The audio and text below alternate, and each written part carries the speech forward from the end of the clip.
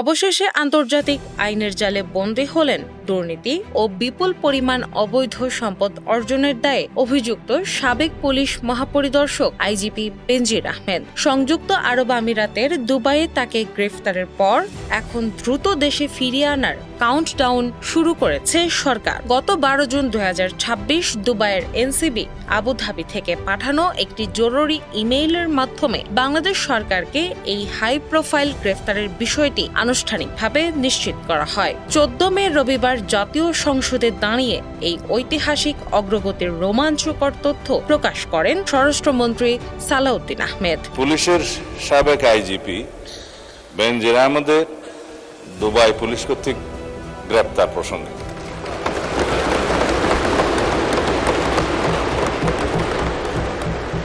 এই বিষয়ে আমি মহান জাতীয় সংসদকে অবহিত করছি যে বর্তমান সরকার দায়িত্ব গ্রহণের পর দুর্নীতি মামলায় অভিযুক্ত পুলিশের সাবেক আইজিপি বেনজির আহমেদকে গ্রেফতারের জন্য ইন্টারপোলের সাথে নিবিড়ভাবে কাজ করার জন্য নিয়োজিত পুলিশ হেডকোয়ার্টার্সের national central bureau NCB Dhaka কর্তৃক ইন্টারপোলে আবেদন করা হয়।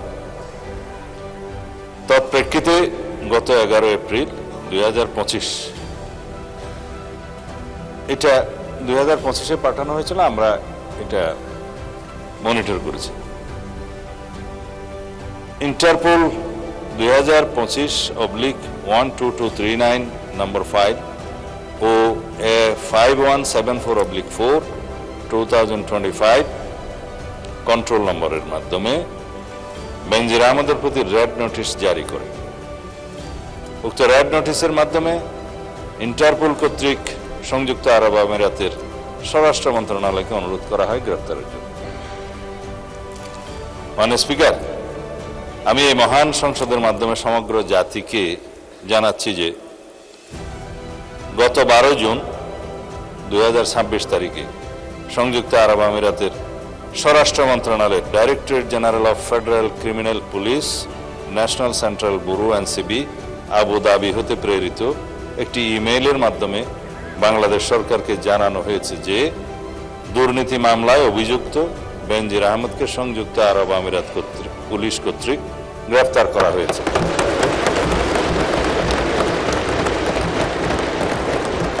এবং তিনি বর্তমানে সেখানে আটক আছেন।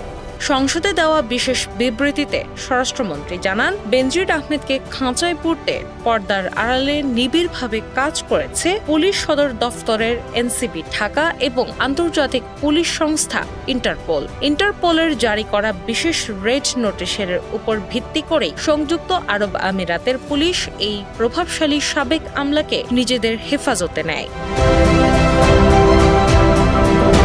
ক্ষমতার অপব্যবহার, জালিয়াতি এবং বিপুল সম্পত্তি আত্মসাতের অভিযোগে তার বিরুদ্ধে দণ্ডবিধি, 1947 সালের দুর্নীতি প্রতিরোধ আইন এবং 1973 সালের বাংলাদেশ পাসপোর্ট অর্ডারের একাধিক কঠোর ধারায় মামলা বিচারাধীন রয়েছে। তবে বেনজিরকে কাঠগড়ায় দাঁড় করাতে বাংলাদেশকে এখন লড়তে হচ্ছে সময়ের বিরুদ্ধে। স্বরাষ্ট্রমন্ত্রী সংসদে স্পষ্ট করে বলেন যে এনসিবি আবুধাবি জানিয়েছে যে ইউএই ফেডারেল ল নম্বর 39/2006 অনুযায়ী গ্রেফতারের তারিখ হতে 30 দিনের মধ্যে কূটনৈতিক চ্যানেলের মাধ্যমে আনুষ্ঠানিক এক্সট্রাডিশন রিকোয়েস্ট প্রেরণ করতে হবে। এই মহাপরিকল্পনার অংশ হিসেবে দুর্নীতি দমন কমিশন দ্রুততম সময়ে মামলা ও গ্রেফতারি পরোয়ানার সব আইনি দলিলাদি প্রস্তুত করছে। স্বরাষ্ট্র মন্ত্রণালয় প্রত্যর্পণ প্রস্তাবের চূড়ান্ত অনুমোদন দিচ্ছে এবং পররাষ্ট্র মন্ত্রণালয় কূটনৈতিক চ্যানেলে সেই ফাইল দুবাই কর্তৃপক্ষের কাছে হস্তান্তরের কাজ করছে। এই সাঁড়াশি অভিযানকে দেশের আইন প্রয়োগকারী সংস্থার ইতিহাসে একটি মাইলফলক সাফল্য হিসেবে আখ্যা দিয়ে স্বরাষ্ট্রমন্ত্রী দৃঢ়তার সাথে বলেন, এটি বাংলাদেশ পুলিশের একটি ঐতিহাসিক সাফল্য। এর মাধ্যমে আমরা বিচারহীনতার সংস্কৃতি থেকে বের হয়ে আসতে সক্ষম হব ইনশাআল্লাহ। পাশাপাশি এর মাধ্যমে আমরা জাতিকে আশ্বস্ত করতে চাই যে অপরাধী যত শক্তিশালী হোক না কেন আইনের ঊর্ধ্বে কেউ নয়।